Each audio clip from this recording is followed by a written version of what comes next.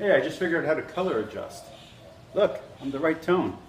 All right, so we went over vertical and horizontal.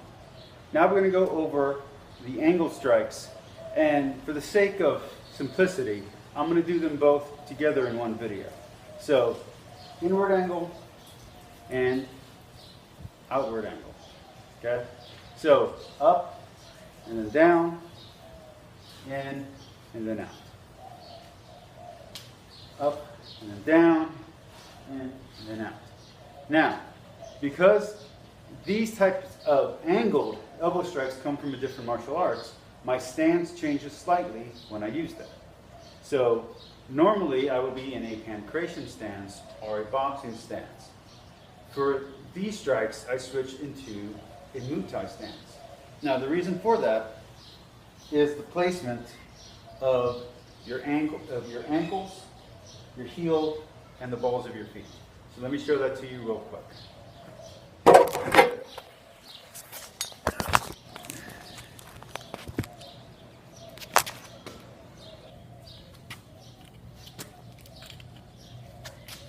So, this is your center stance, this is your orthodox, this is your unorthodox.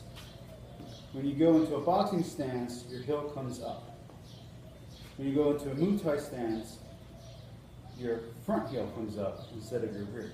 So now you're on the front balls of your feet. And if you're going to go American Muay Thai, you might even come both feet up. Okay? Now, in an L stance, from other martial arts, you go like this.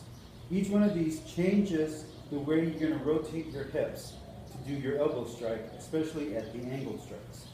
So again, I'll show you over here. So you have your pancration stance, you have your boxing stance, you have your Muay Thai stance, you have your American or Western Muay Thai stance, which I've heard some people call tiger stance. I don't know if that's true. And then you're going to have yourself your L stance, which looks like this. Okay? Show it from the other angle. Center stance. This is not any stance, but just because you know it exists. Your unorthodox stance. Then you got your boxing, Muay Thai, American. Then you have your L. All of these changes the way you rotate your hips as you do your strike.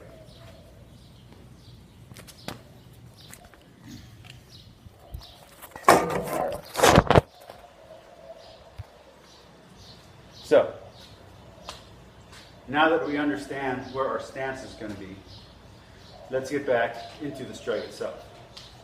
So let's start off from orthodox. So, up and back, down and up. And you got to make sure to rotate all the way over, and your body's going to kind of turn in. Okay?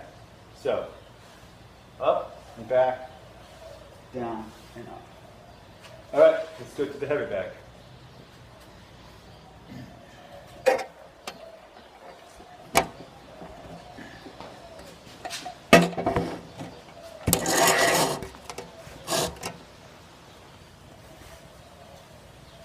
So, we're here at the heavy bag. I'm going to get in my stance, and we're going to go. Notice that I'm coming to the temple, and over here I'm coming to the side of the jaw.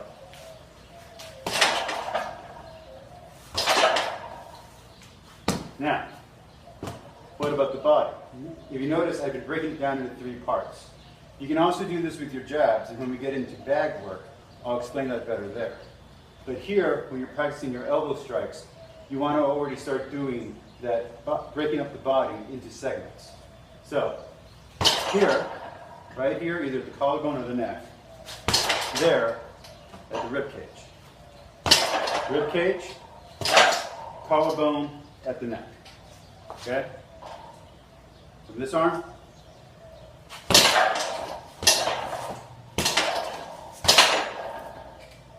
and then let's go straight from the body. So you're coming underneath, right into the kidney, coming back right into the rib cage.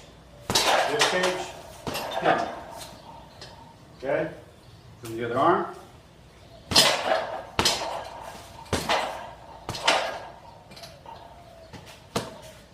Show you from the opposite stance.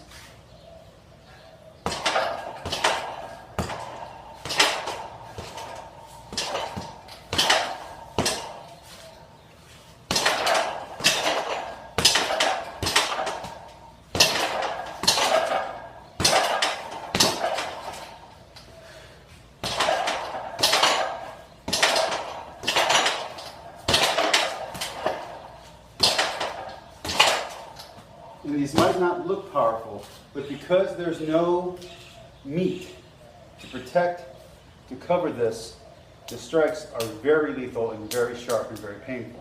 So when you're training, I highly recommend, especially if you don't know what you're doing, to wear soft elbow pads like what the volleyball players wear. And to have your training partner or sparring partner wear that helmet, okay? Have them wear the boxing helmet, you wear those pads, and like I said, I recommend the volleyball pads because they're soft. So that way when you guys hit each other, there's less impact, because that's what's causing the damage, is this bony part. So when you train, train safe, train careful.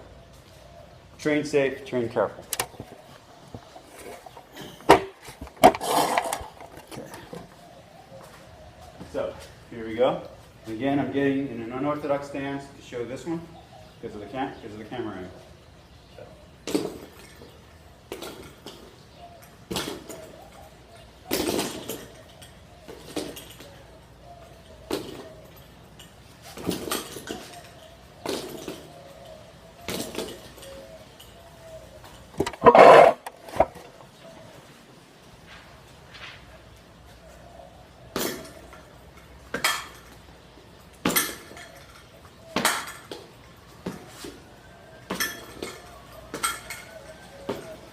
And from the other way, don't forget, you can always do these also from center stance.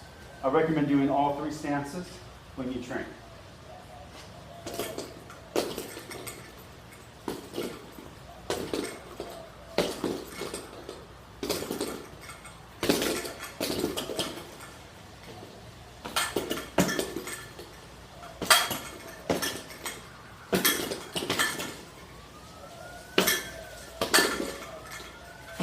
Now, obviously, when I say three stances, I'm talking center stance, orthodox, unorthodox.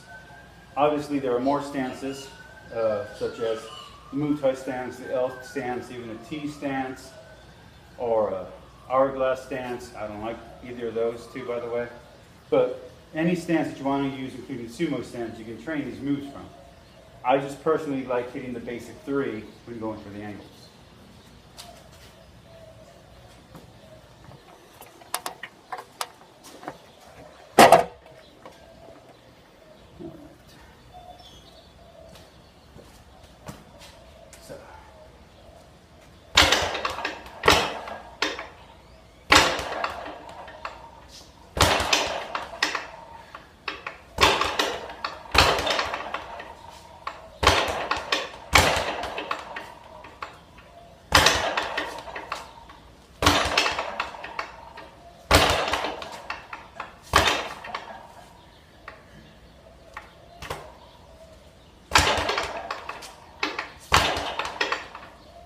And you'll notice that my chin's coming up when I'm doing this. That's not actually a good thing. You want to keep your chin down as much as possible.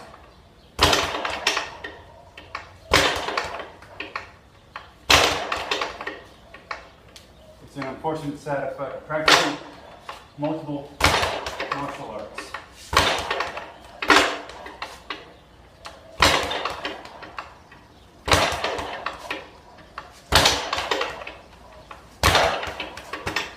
Alright, slip rope.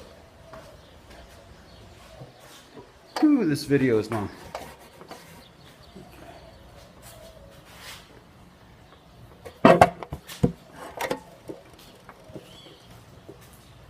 Alright, so I'm going to start off again from unorthodox.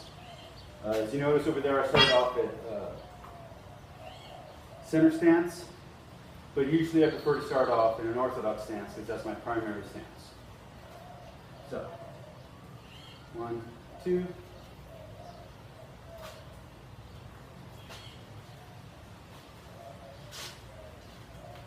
And coming the other way.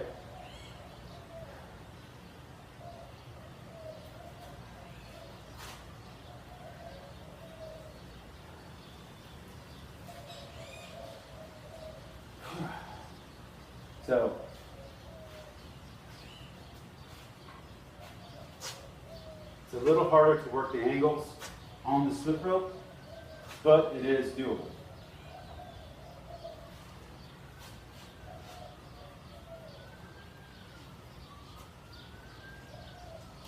Okay? So, now we have up, down, in, out. Angle 1, angle 2. Next we have your point strokes. And we'll get into that right now.